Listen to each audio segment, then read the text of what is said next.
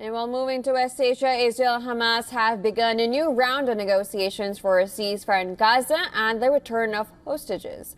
According to reports, negotiations in Doha are discussing a 2-month truce during which talks will be held on ending the war in Gaza. Reports also suggest that Hamas may release 10 living hostages in exchange for 200 to 250 Palestinian prisoners. Israeli Defense Minister Israel Katz has claimed that Hamas returned to the negotiating table after Israel launched Operation Gideon's Chariots and expanded an offensive aimed at defeating Hamas and securing the return of the hostages.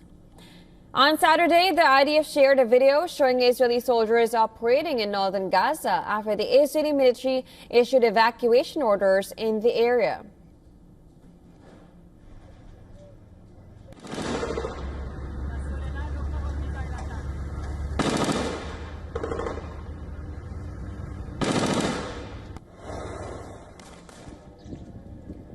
Israel's relentless bombardment forced Palestinians to flee their homes and shelters in the Jabalia refugee camp on Saturday.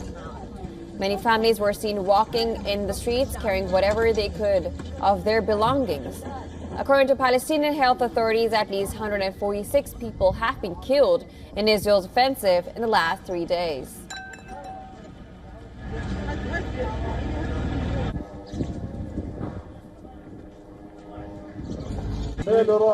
Nights of terror. Every day is terror. We live in terror. We wake up in terror and we sleep in terror. Our children are terrified. We have no food or drink. The one who is talking to you for a week has only eaten a little. We are unable. I swear to God, we are unable. We are tired.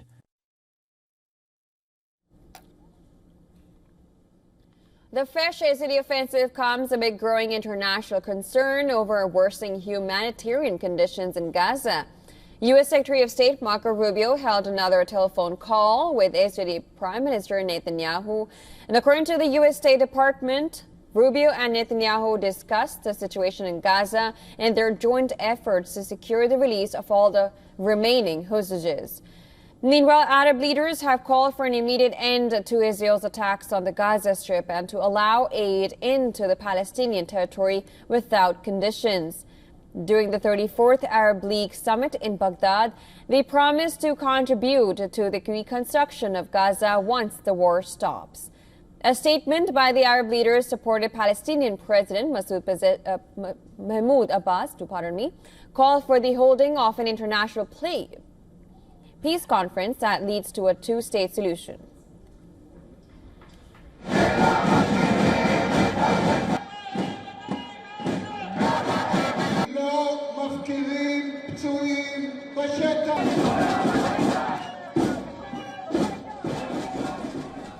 Meanwhile, in Israel, as you saw, demonstrators continue to protest against the Netanyahu government and call for an end to the war in Gaza Strip and the release of the remaining hostages. And protesters blocked roads and carried banners that read, "Bibi is a traitor," referring to Benjamin Netanyahu. Since the collapse of the ceasefire in March, Israeli protesters have accused Netanyahu of prolonging the war for his political interests.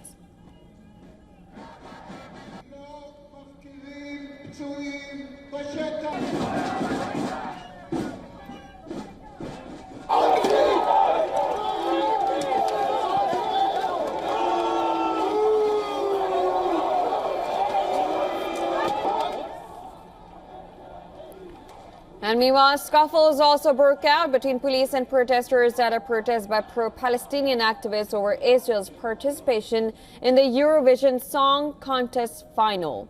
Pro-Palestinian groups urged the European Broadcasting Union to exclude Israel for its war in Gaza. They accused the EBU of hypocrisy by allowing Israel to compete while Russia was excluded following its invasion of Ukraine.